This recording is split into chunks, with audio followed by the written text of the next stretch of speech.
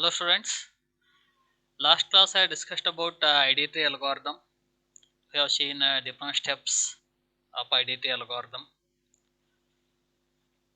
and I have taken the play tennis example, and I have illustrated the algorithm with the different training examples, and also I discussed about entropy part and information gain measures in the entropy. So today let me continue my discussion by taking the play tennis uh, problem as an example. So to illustrate the operation of ID tree algorithm, consider the learning task which is represented by the different training examples. As you can see the set of training examples of this play tennis program or play tennis problem here, right? Here the target attribute is play tennis. So this is what our target attribute or the target concept. So which can have the values yes or no for different Saturday mornings is to be predicted based on the other attributes of the morning in this question, right? Now consider the first step to this ID tree algorithm, in which the topmost node of the decision tree is created. Here which attribute should be tested first in this decision tree. So that is what our question is. So which attribute? So last class I discussed about some of the points about which attribute should be tested first in the decision tree.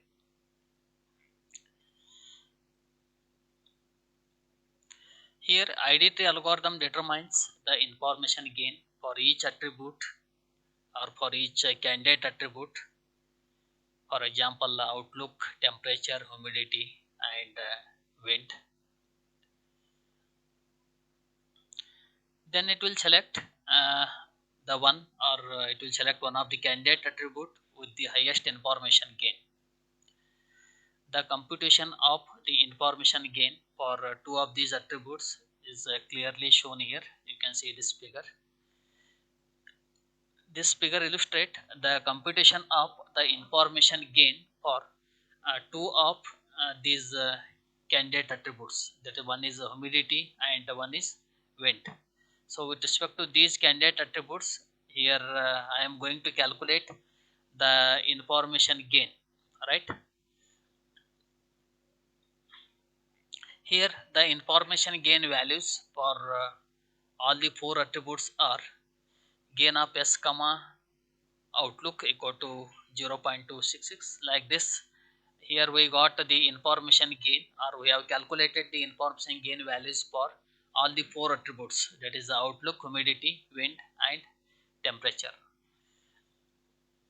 Here I have made use of the information gain value formula here. So last class I discussed about the formula to get the information gain values, that is a gain of s comma attribute is equal to entropy of s minus summation of sv divided by s entropy of sv. So here I am making use of the same formula to calculate the information gain values for these four attributes, that is outlook, humidity, wind, and temperature. Here capital S denote the collection of training examples, and here I got the information gain values separately for different attributes. So these are what the information gain values for these four attributes. Here capital S represent the collection of training examples. So according to the information gain measure, the outlook attribute provides the best prediction of the target attribute. As you can see, for the outlook attribute, the information gain value is better as compared to the remaining information gain values for the remaining three attributes. That's why I can say that the outlook attribute, that is this very first attribute, that is the outlook attribute provides the very best prediction of the target attribute play tennis, because its information gain value is high as compared to the remaining attributes. So it provides the best prediction of the target attribute, that is play tennis, over the training examples. Therefore, outlook is selected as decision attribute for the root node, and the branches are created below the root for each of these possible values, that is for sunny, overcast, and rain.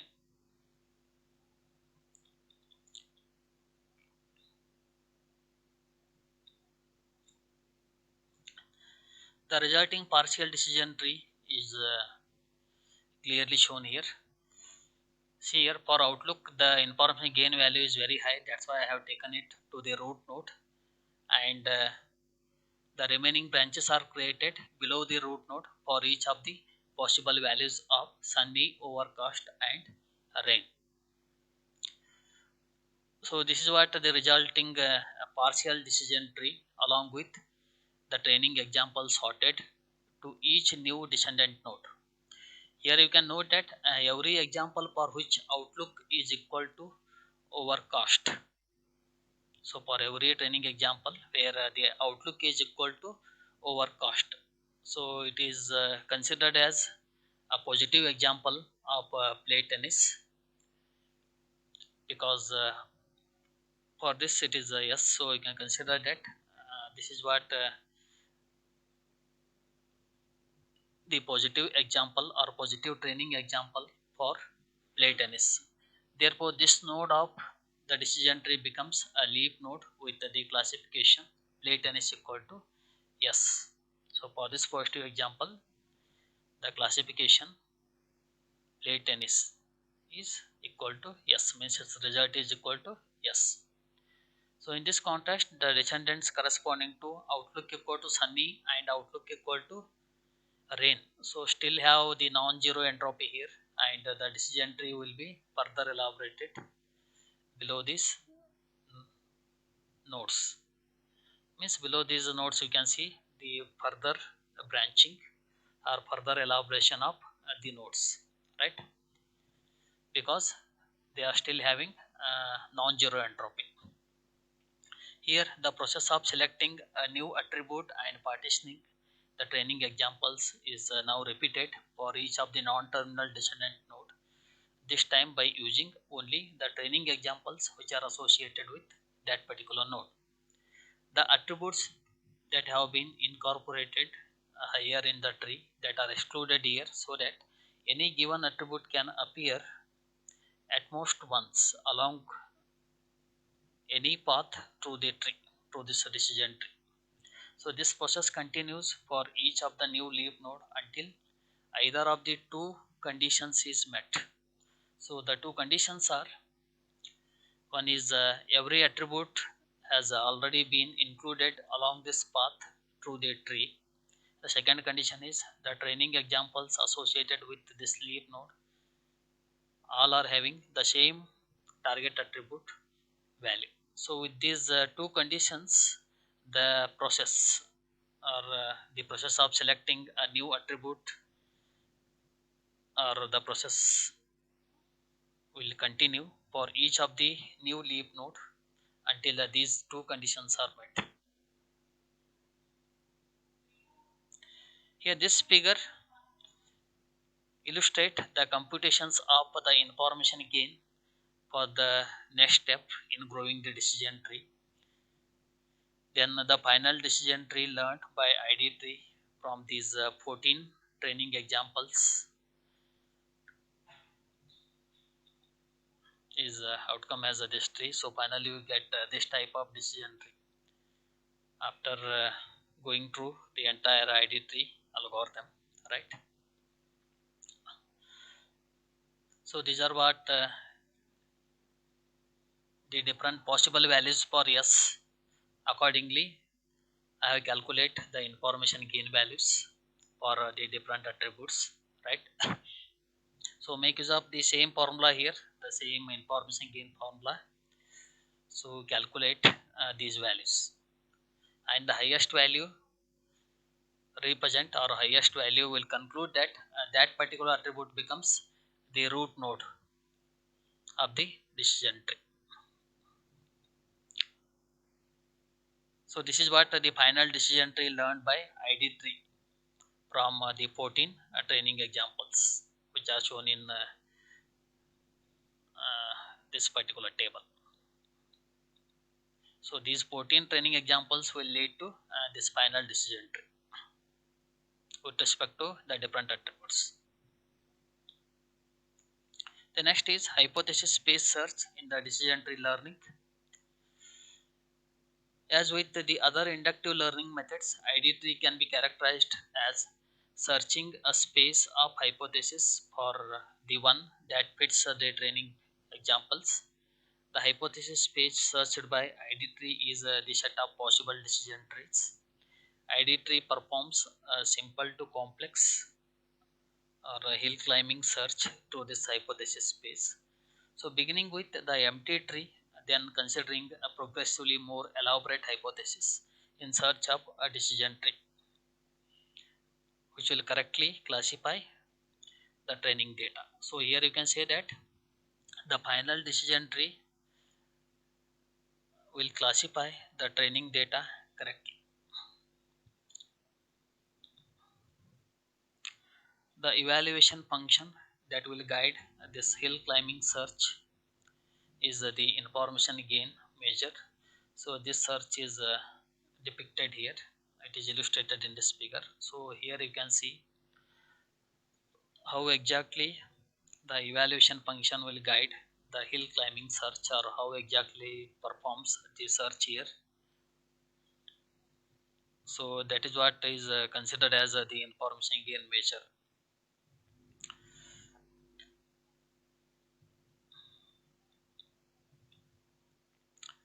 By viewing ID tree algorithm in terms of its search space and search strategy, we can get some of the insight into its capabilities and limitations.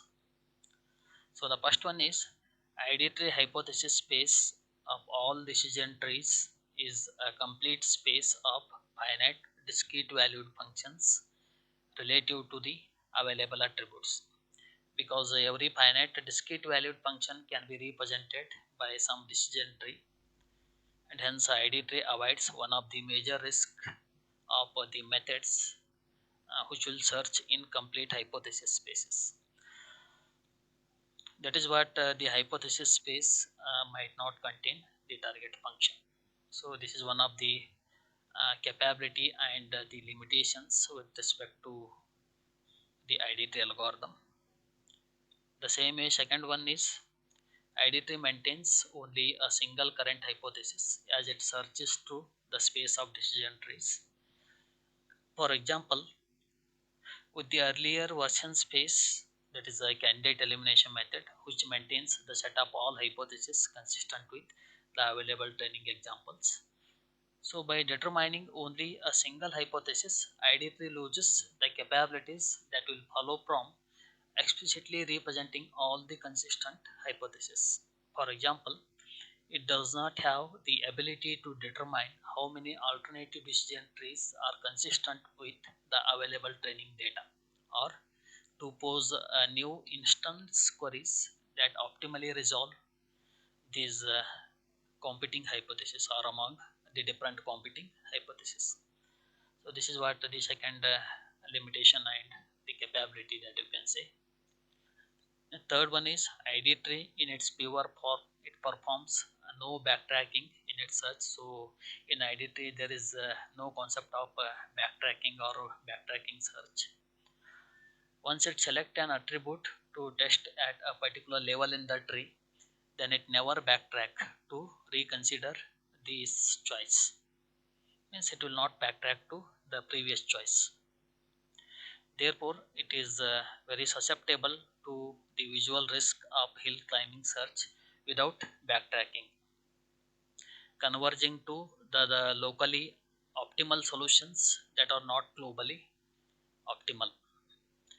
So, in the case of ID tree, a locally optimal solution corresponding to the decision tree, so that will select along the single search path that it explores.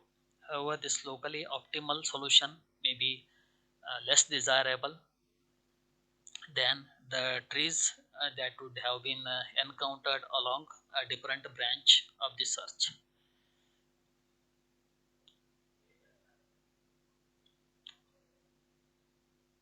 Then the last one is ID3 uses all the training examples at each step in the search to make statistically based decisions regarding how to refine its current hypothesis. So this will contrast with the methods that make the decisions incrementally based on the individual training examples, as in case of finders or the candidate elimination algorithm.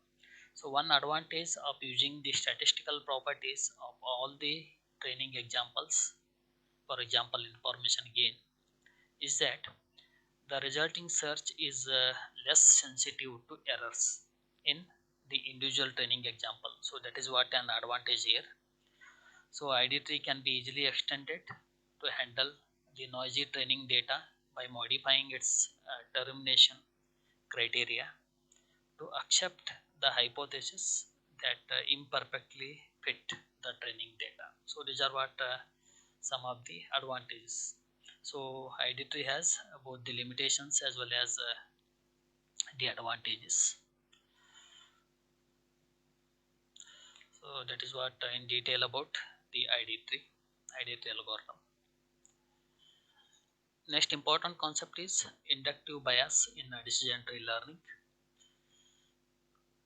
Here, what is the policy by which the ID3 generalizes from the observed training examples to classify the unseen instances or some hidden instances, right?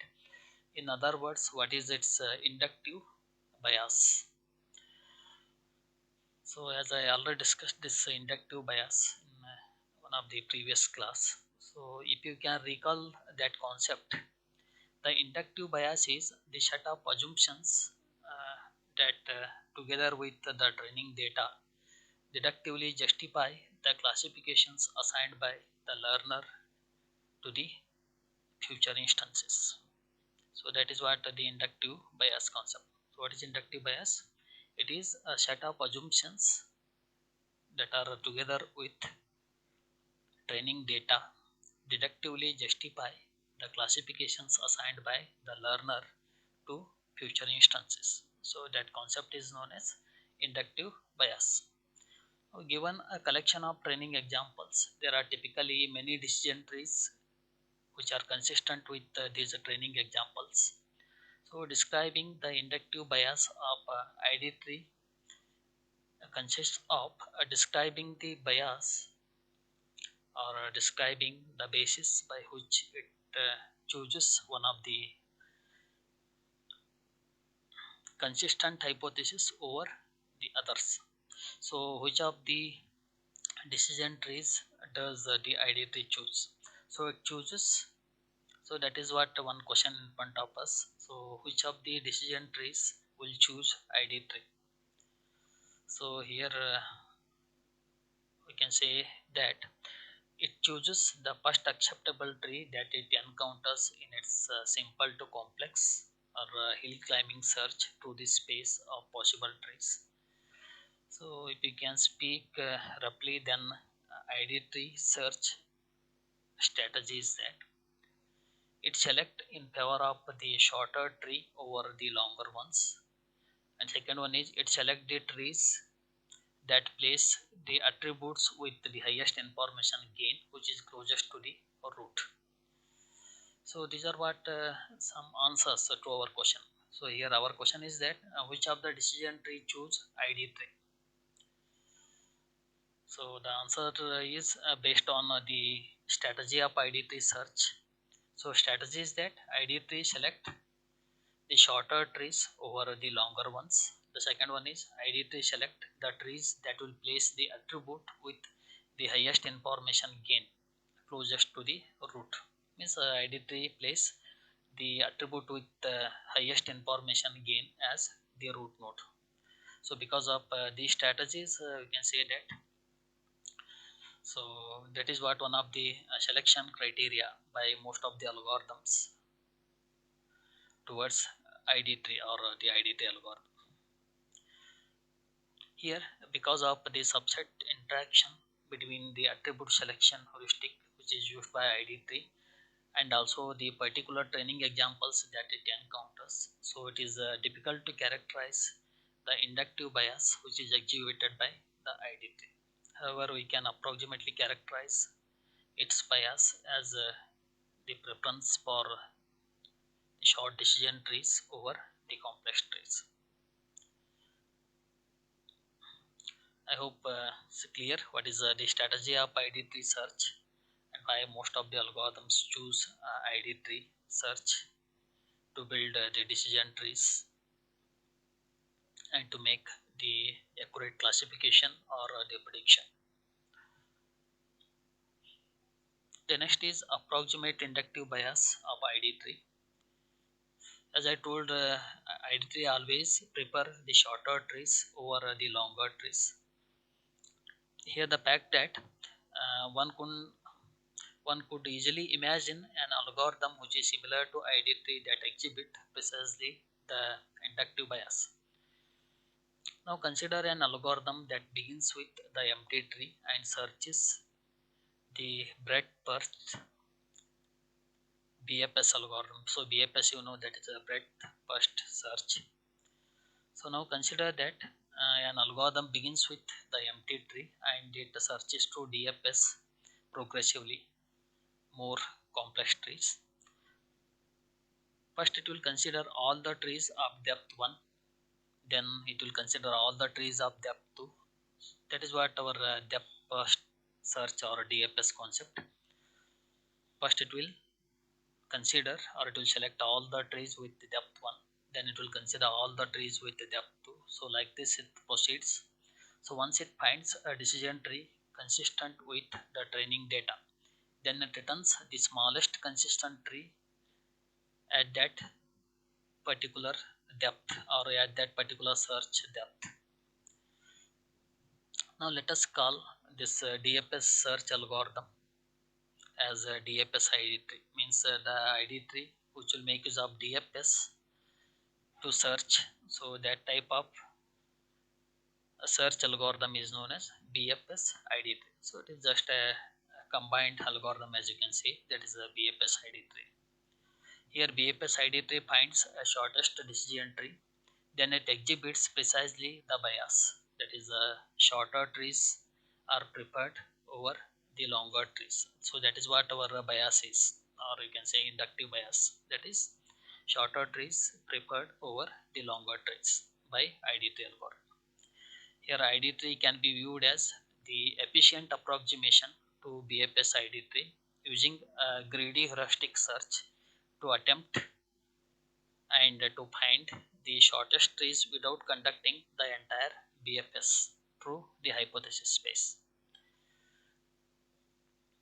Because ID3 uses the information gain heuristic and the hill climbing strategy, so it exhibits a more complex bias than BFS ID3. I hope this point is clear why ID3 exhibits more complex bias than BFS ID3. Because ID3 uses information gain heuristic and hill climbing strategy. That's why we can say that it exhibits a more complex bias than BFS ID3. So in particular, it does not always find the shortest consistent tree and it is biased to favor trees that place attributes with high information gain closest to the root.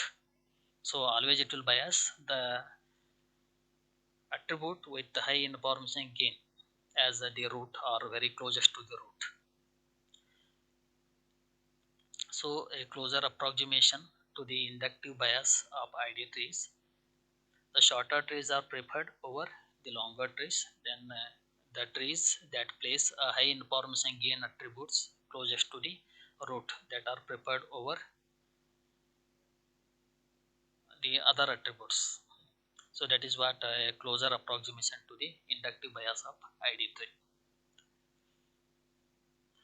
Hope these points that I already covered, that is, ID tree can be viewed as an efficient approximation to BFS ID tree using a greedy heuristic search to attempt to find the shortest tree without conducting the entire breadth first search or BFS to the hypothesis space, because the ID tree uses the information gain heuristic and hill climbing strategies, so it exhibit a very high complex or more complex bias than BFS ID tree. In particular, it does not always find the shortest consistent tree, and it is biased to favor trees that place the attributes with the high information gain closest to the root or at the root node. So this is about the inductive bias in decision tree learning. Here the approximate inductive bias of ID trees: shorter trees are preferred over the longer trees. So this is important. So in the next class that I am going to discuss the restriction biases and the preference biases, and how to prepare the short hypothesis. Then some of the issues in the decision tree learning and the remaining concepts. Thank you.